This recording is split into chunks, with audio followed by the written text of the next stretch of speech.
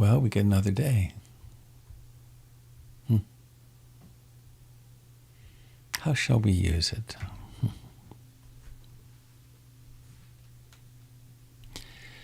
I'm drawn to a Wendell Berry poem this morning.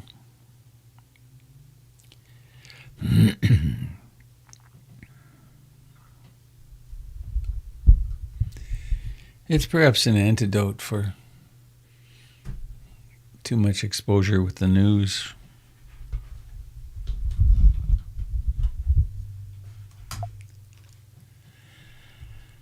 When despair for the world grows in me, and I wake in the night at the least sound in fear of what my life and my children's lives may be, I go and lie down where the wood drake rests in his beauty on the water, and the great heron feeds.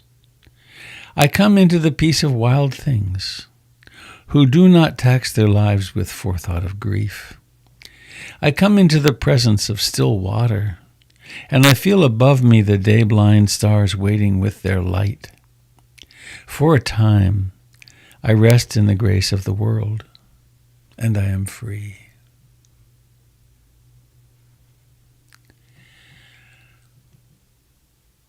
When despair for the world grows in me, and I wake at night at the least sound in fear of what my life and my children's lives may be, I go and lie down where the wood drake rests in his beauty on the water, and the great heron feeds. I come into the peace of wild things, who do not tax their lives with forethought of grief.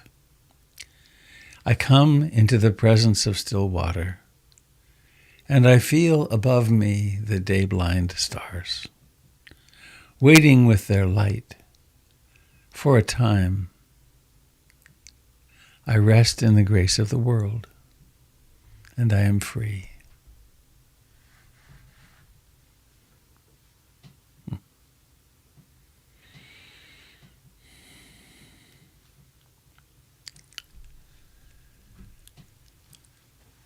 So let us rest in the grace of the world.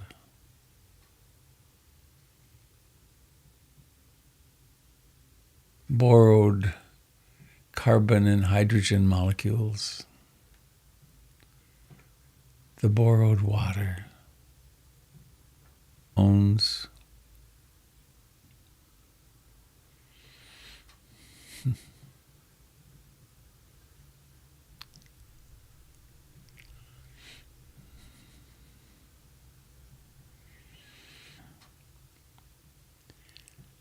approached me and with some fervor said, "You call yourself an environmentalist, and yet this you that's walking is the living earth."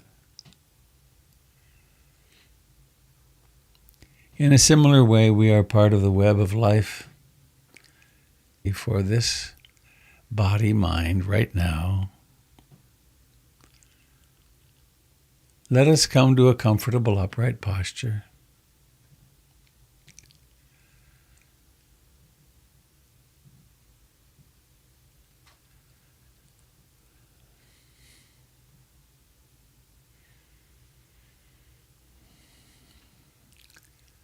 And we can decide, what shall my strategy be?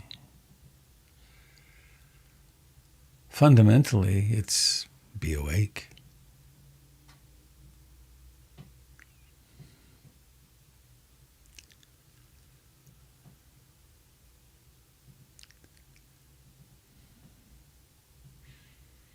So we sit comfortably upright and pay attention to the fact of sitting. We notice that the body breathes in and out. This mind that we tend to think is us or ours.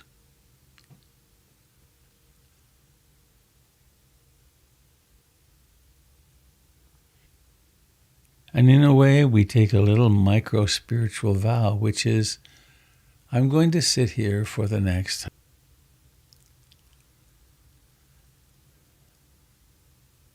I'm going to sit still.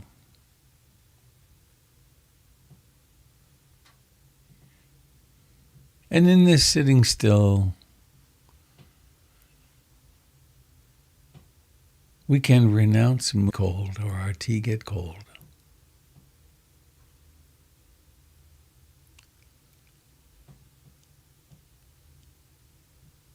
And just sit.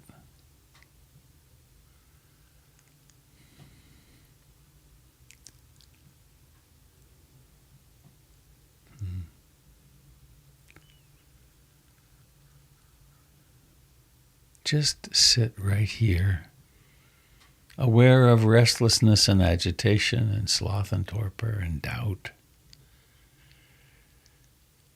aware of moods, awake.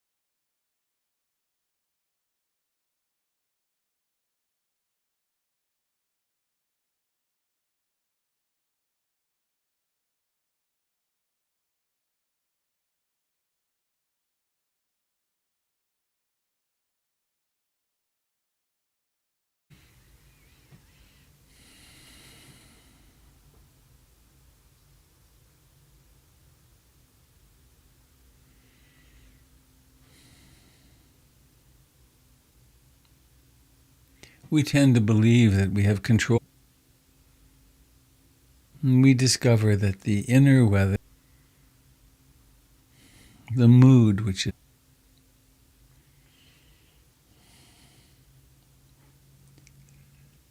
this mood,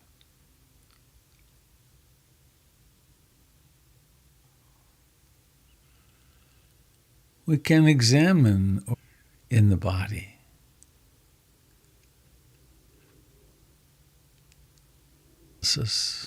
At all. It's more of a perceptual presence, exploration.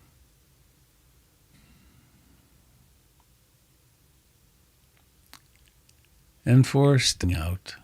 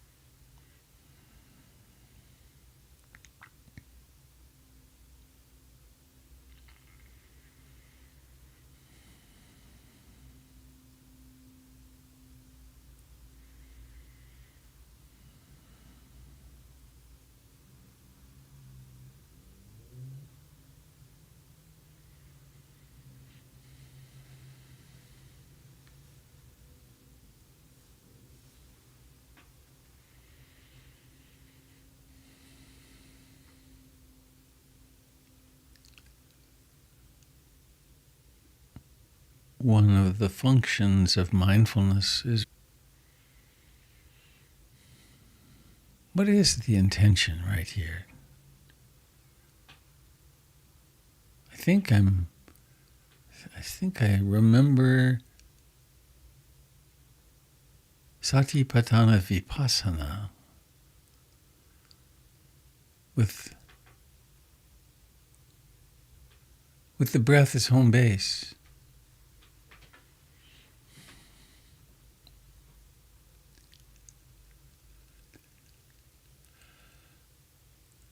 With an intention of being present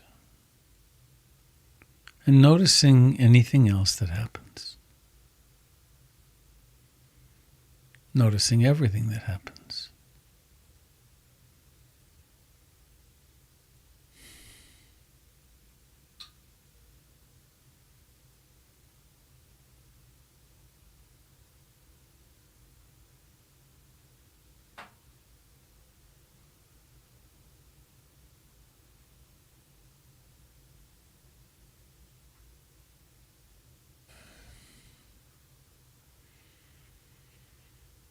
And this includes the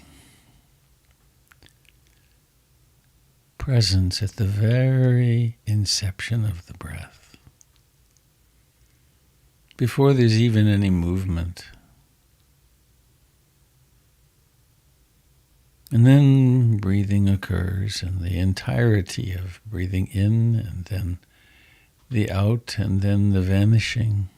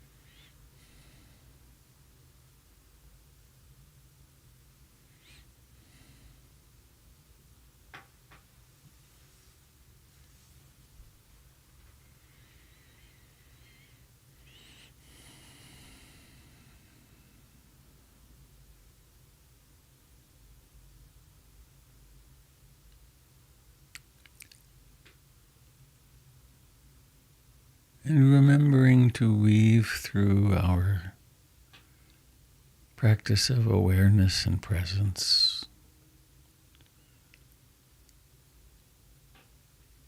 a loving and compassionate holding environment.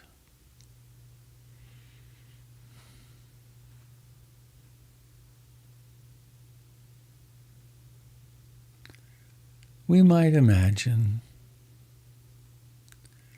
that there sits in the heart a golden Buddha, shaped exactly like you. Maybe it's a Kuan Yin or any other archetypal figure.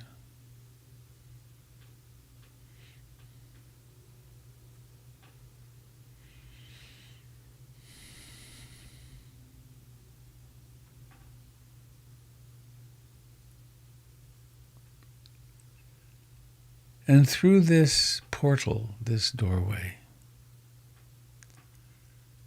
pours love and compassion.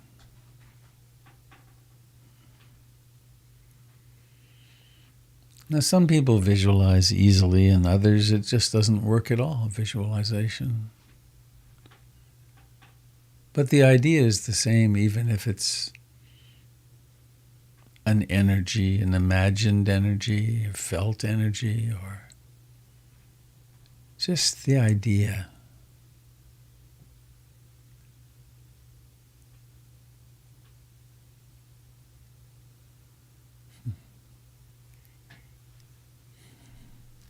It could be that image from the poem at the beginning, sitting among the wild things, sitting in nature, which of course is where we always sit.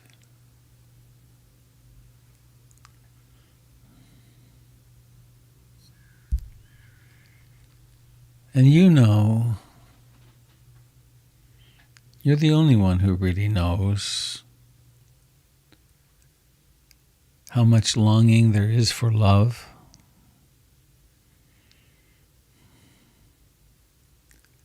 how much a sense of aloneness there is in the suffering and pain.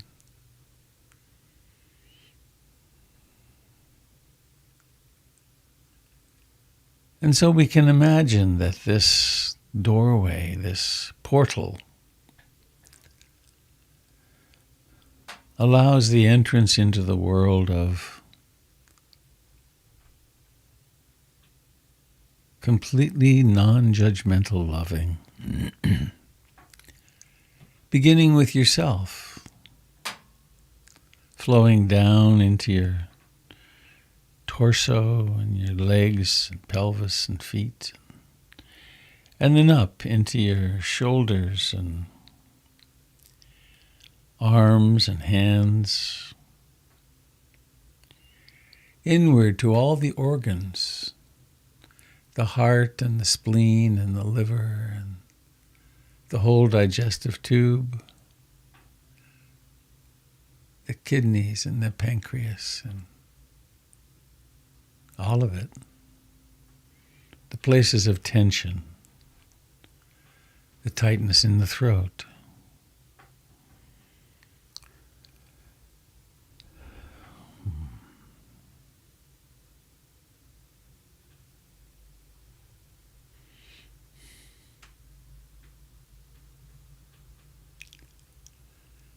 One visualization that I find very powerful is to be held in the arms of the Divine Mother. There's a classic Catholic image, actually it's bigger than Catholic, of the baby held in Mary's arms as she stands on the crescent moon.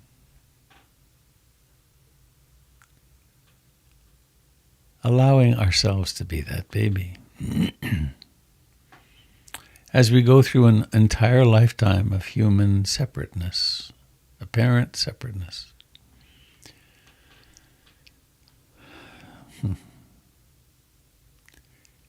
And any suffering that you have, you experience,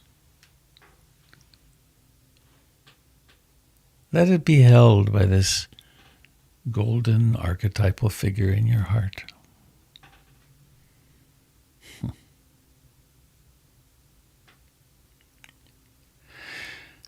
This lets us soften.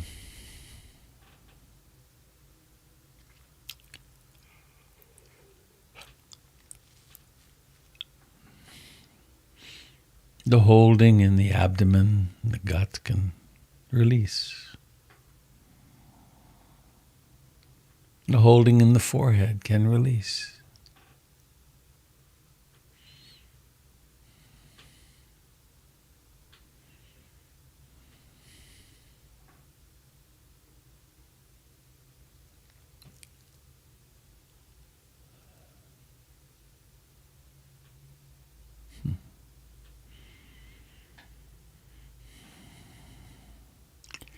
Allow this golden being to hold you so that you don't have anywhere to get to or anything to achieve. Nothing to prove. You already proved it. You already arrived.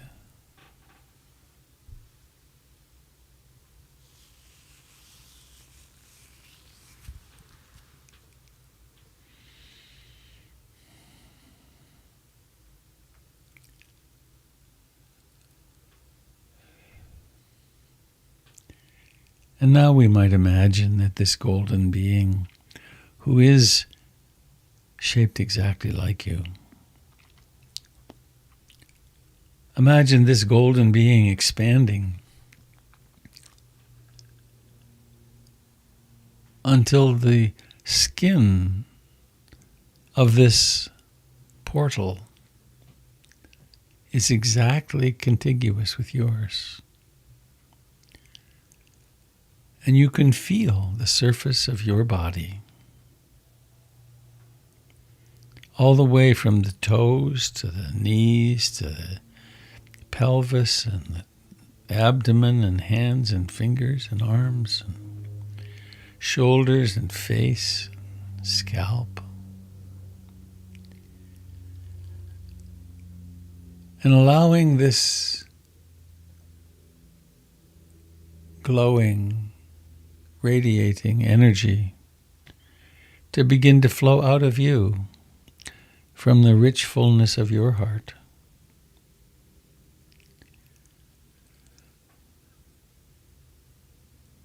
Flowing to the east and the west. Imagine you are like a giant TV station broadcasting 100,000 watts of loving kindness and compassion to the south, to the north,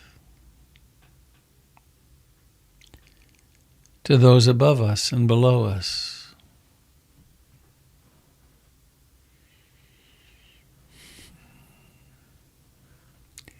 To the people of Ukraine and Russia,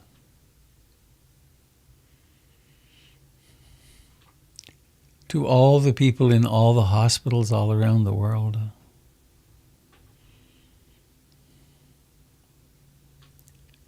To those who are dying right now, those who are being born.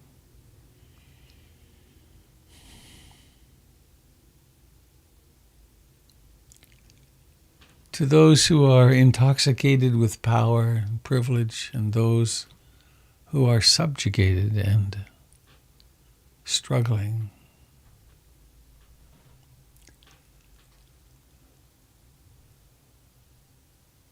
To the hundreds of millions who are hungry, and all those who have too much.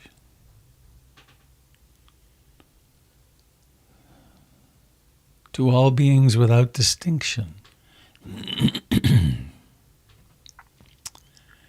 To our brothers and sisters of the air, the earth, and the waters, the trees, those who burrow.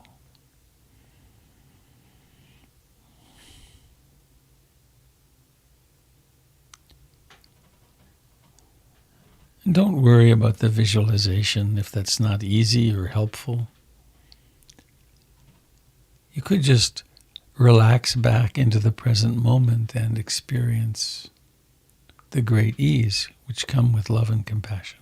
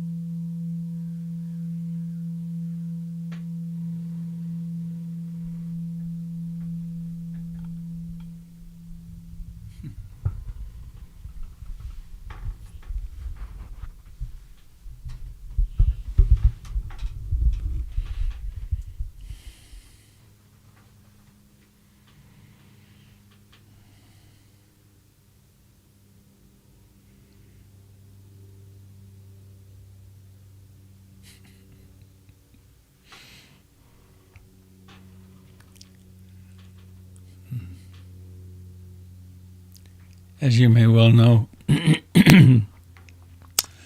I'm leading a group, and we're studying in some... Hang on, I'll be right back, coughing.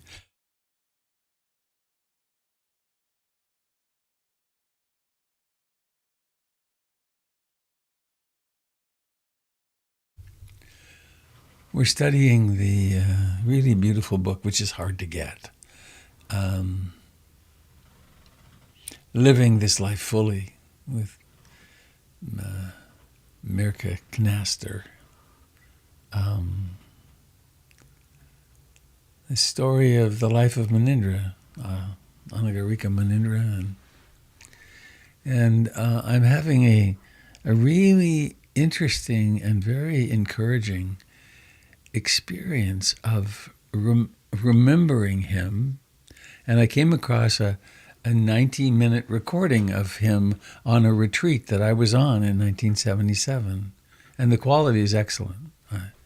I'll be posting it somehow. I recorded it to my recording device, and now I can't find which one of the 200 it is.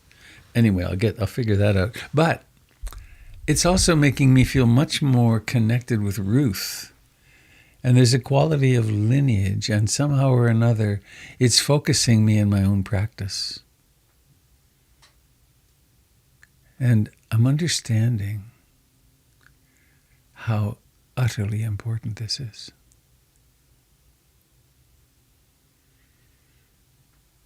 This isn't fundamentally about stress management.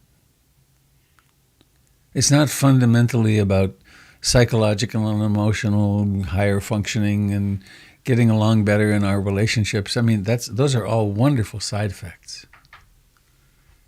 It's really about liberation. It's about becoming free from suffering. And I've been sitting here this morning, watching at least 10 or so people drinking coffee during meditation or tea or something. And I've started thinking, what would Ruth say? And she would say, "Darling, are you meditating or are you at the coffee shop? And what's your purpose? Do you intend to wake up? Or do you intend to be interrupted by your desire every 30 seconds or 5 minutes?" So I realized I'm so not like Ruth. But I want to make the suggestion that you might think of this as a sacred place.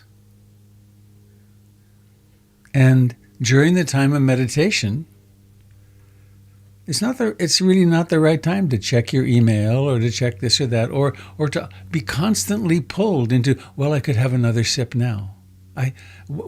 Instead, and Ruth was so clear on this, instead, darling, observe the craving to reach for that. I remember one time we were traveling together in her big old boat of a car, and we were really hungry, and we pulled into a 7-Eleven and we all got something, and I was in the back seat really stuffing Fritos or something into my mouth, and all of a sudden she did one of her classics, which was stop.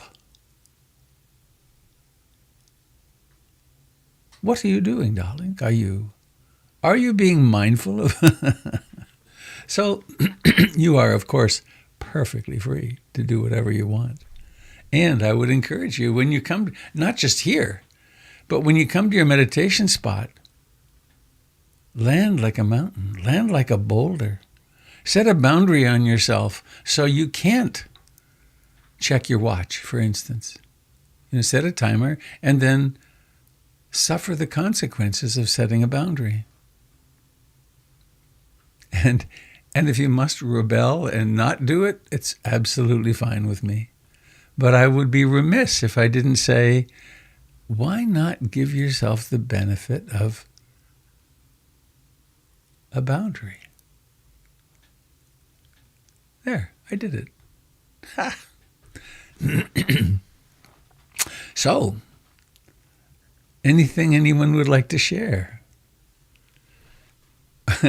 Would anyone like to explain why it's essential to have drinks of water? Oh, that's one thing on my retreats, actually. It's so funny that this is straight from Ruth, is that there's no drinking during meditation. No, because people are opening their water bottles, and why?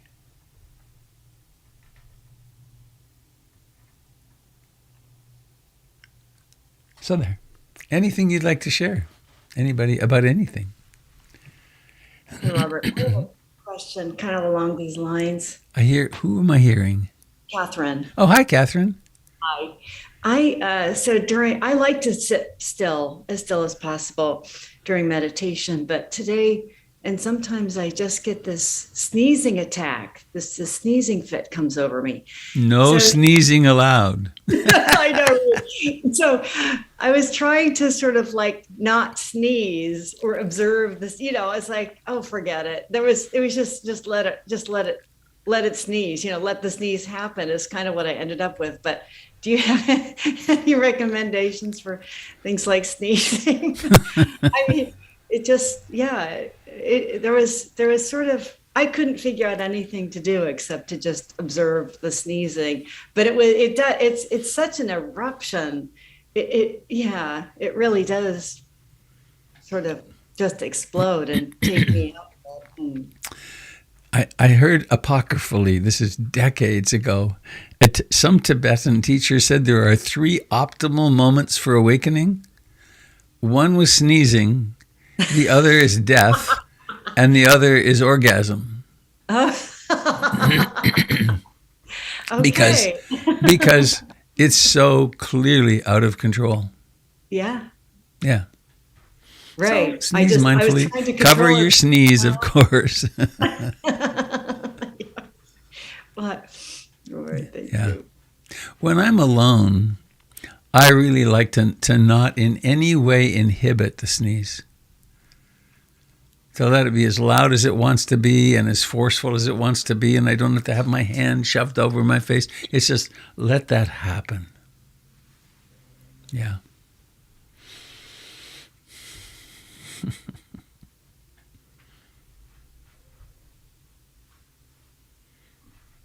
Good morning, Robert and Sangha. Robert, thank you for your input. I'm on such a different level. Like for me, like the meditation is just showing up whether I do anything else. So when you said in the beginning, like, oh, why don't you put your coffee or tea down? I thought, oh, how nice. I'm going to make a cup of tea, which I went and did and drank the whole time. And then, you know, and for me, I'm so undisciplined in this that it's just like, for me, it's like kind of like, can I meditate for, it's a second to second thing. And so I'm, so anyway, so I'm, you know, like, I feel like just whatever we do, 30 minutes or whatever is at this time a stretch for me. So I just, like, I'm here, but I'm not totally here for a lot of it. Like I, you know, I show up, but I grant myself lots of distractions and lots of whatever. How how wonderful for you to know what it takes, in a way, for you to stay present. And if that's a cup of tea, then great. And my guess is that at some point, the cup of tea will become, you may experience it as a distraction and not something you want to do because, oh, I just remembered something. Manindra again. Wow, I haven't thought of this in a long time. I was walking with Manindra down a country road outside Bodh Gaya, and how did it come up? So long ago. Oh well, I was talking about something I was attached to doing, something eating or something, and he said, Robert, you will never give up a pleasure until you have a higher pleasure. And so I would predict that as you meditate more, it will become more pleasant to not, quote, distract and have the cup of tea than it is to have the cup of tea. And then the cup of tea falls away. And that's true with lots of things. So how wonderful that you're being kind with yourself like that. And congratulations on showing up. Thank you. So I have a part B to this question too, is when you're talking about Ruth and then mentioning that that, you know, what she said or what is believed is like, if we don't, you know, like, how are we going to awaken if we can't, you know, shut things out or whatever. And so then the part B was like, well, does anybody really get awakened? I mean, are people awakened, or is it, I mean, are there like people in the Sangha or in the world who think like, I've been awakened, or is it something that we're kind of striving for, but nobody gets to? Yes, people awaken. Okay. And it happens in little bits. There's a whole model in Theravada Buddhism about 4 stages of awakening and what happens in them, and it's a pretty fine map. However,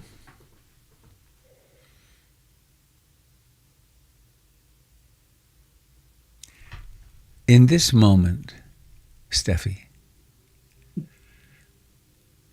I bet you can be aware of your backwards touching the chair. And I'll bet you can become aware even of blinking your eyes, of the eyes blinking. And I'll bet you could conjure up an image. This is so silly. Conjure up an image of your kitchen sink. Yeah. Right? You can do that. Yeah. Mm-hmm. The capacity to know what's happening is being awake. It's not like it's somewhere way down the road. If you meditate for 30 years, you'll get to be, you get lots of brown stamps or green stamps or whatever, that, and then you cash them in. You go to the green stamp store and you cash them in. And now I'm awake. It's that in the middle of meditation, you're sitting here and then you start getting restless. Right? I want to get up. I don't think I want to do this. And instead of just getting restless and going with it, there's a part of you that notices somehow, oh, look at this. This is restlessness. And then you might get a little curious about it. That's all the process of awakening. That's why the Buddha was such a genius of realizing that we ordinary human beings like him, he was just an ordinary guy. That we can create the conditions in moment to moment in our lives that we actually have more moments of being present and more moments of being present, and then they gather a sort of momentum, and then you're off to the races, and you can't stop. Like, I'm not going to do this anymore. Well, that's an interesting thought. So thank you. Great questions. Thank you, Robert. You get a special dispensation that you can have tea.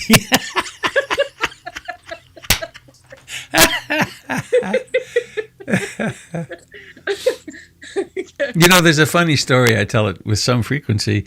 It's of Ajahn Chah, the great Thai master, and a young monk asked him a question and then went off about his practice. And the next day, he heard him say exactly the opposite to another student. And he went to confront him and said, you're not consistent. You told me this and you told this other person that. And Ajahn Chah said, well, actually, I've been walking this path that we're walking on for so long that I can see when someone's falling off on the right, and I say, go left. I can see when they're falling off on the left, and I say, go right. And so sometimes the right thing to do is to say, nope, using the tea as a metaphor, nope, I won't have a cup of tea. Wrong time. Another time it might be, I need any cup of tea I can get, simply to keep going in my life. And that's the art of this, that we learn to, I'm thinking on occasion in my role teaching students on retreat, on occasion the most important thing I've recommended to someone is go home. Or take the day off and go for a long walk around the lake. Or go listen to some music. Or because sometimes we're just overly tight and striving, and there's no way out of that except let it go. And then there are other times when I've had the wisdom, I would say, to tell someone, it's time to be doing 2-hour sittings, right?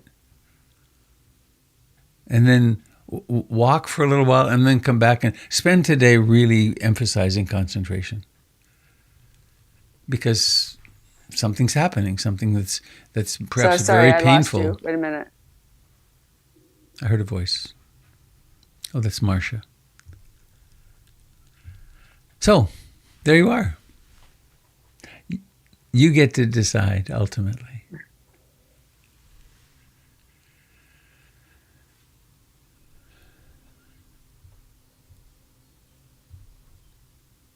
Good morning, Robert. Good morning, Sangha. It's David here. Hello, David. Hello, Robert.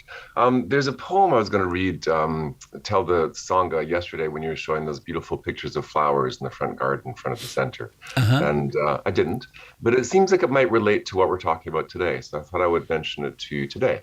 And I don't have it handy. I'm going to paraphrase, so it's just from memory. So I think I have it, but anyway, so there may be some interpretation.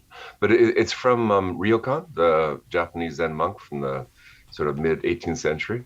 And it seems appropriate because it's so lovely today. It's so sunny outside. So the poem is called "The First Days of Spring," and it goes like this: First day of spring.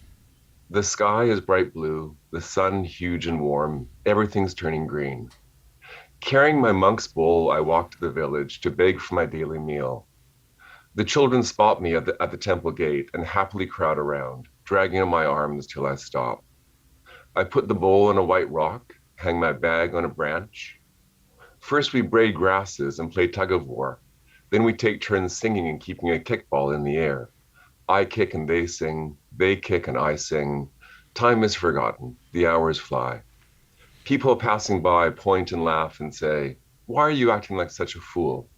I merely nod my head and smile. What is there to say? Do you want to know what is in my heart? From the beginning of time, just this. Just this. I find that quite a lovely poem. So, should I say it Wow, again? great job on the rendition. That was impressive. So anyway, so I just thought I'd share the poem with the Sangha. So be well, everyone. Thank you. Thank you.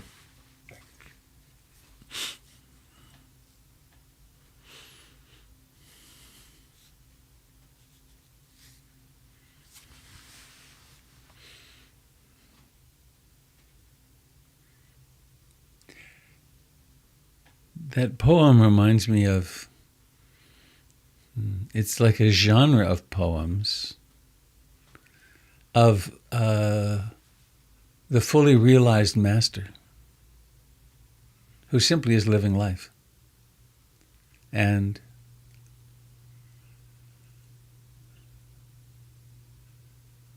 the interesting polarity or dialectic there is of what it's like to be on the path and needing to exert some discipline. And when is the discipline skillful, and when is it self-abusive, for instance, or when is it essential?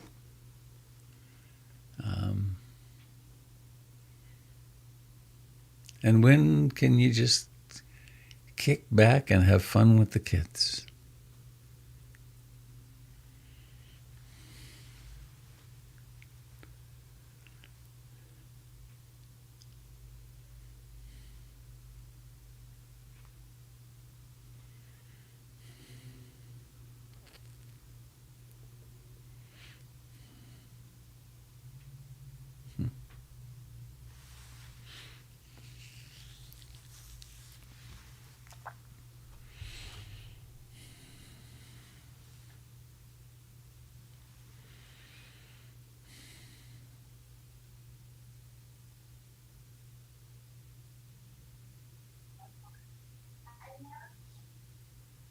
Robert, this is Had. I want to share something with the Sangha.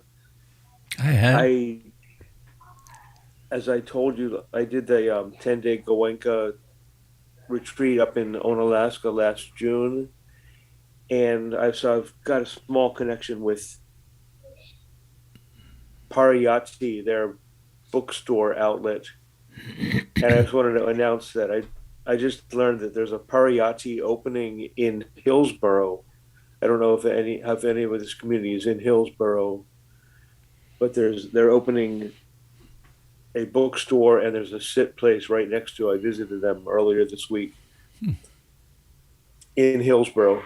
So if anybody's in that locale, it's called Pariyatti. Thank you, Had. And I got a beautiful book of the collected teachings of Ajahn Chah at their book outlet. Great.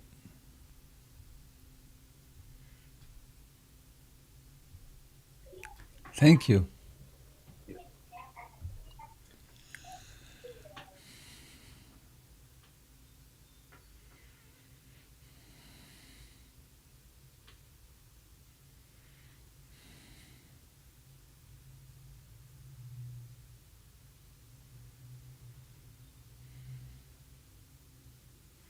Bye, Amy. Well, anybody sitting with something you'd like to share?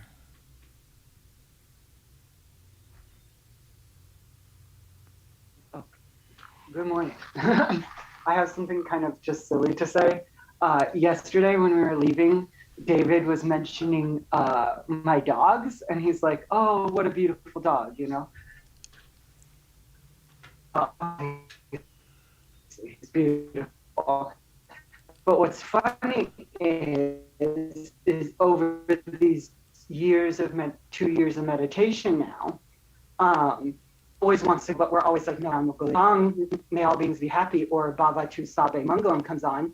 It's the cuddle song. And literally, like, as soon as we start singing every day, he gets off his bed, and you may or may not see him, but he's coming to the sofa to cuddle with us because it's the cuddle song. So anyway, I find that adorable. And so that's why you guys see him a lot, because he's like, oh, may all beings be happy. Well, I want to be happy, so I'm going to come cuddle with you. Anyway, I thought it was adorable. So it's just kind of silly, but anyway. Thank you, Eric. Funny.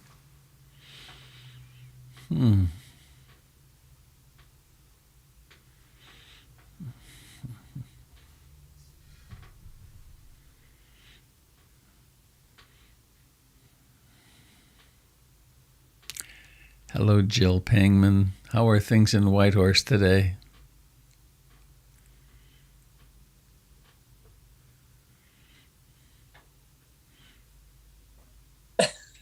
Takes me a while to find the mute. Very snowy. Not spring-like like there. Uh-huh. Yes. Well, I was really touched by those pictures of the pass, and Kalen with that big beard and skiing like a master. Gosh, that was something. Yeah, it's pretty special. Spent some days down there. We drove right by that spot all those years ago now. We did a little hike there. We did, just a little north, just slightly north up at the pass. That was just below the pass, that slope that came down to the road. Yeah. Snow. We can take you up to the pass when you're here. Let's see. That might be nice. Yeah. It's the end of the month. Yeah. Well, friends, anybody sitting with anything you'd like to speak before we go? So let's summon all the dogs and cats and other creatures to cuddle with us while we sing "May all beings receive all blessings" right here. Bhavatu Sabe Mangalam. Bhavatu Sabe Mangalam. Bhavatu Sabe Mangalam. Sadhu, sadhu, sadhu. Sadhu. Goodbye, friends. Nice to see you, Jim, my friend. Adios. Hi, everybody. Thank you. You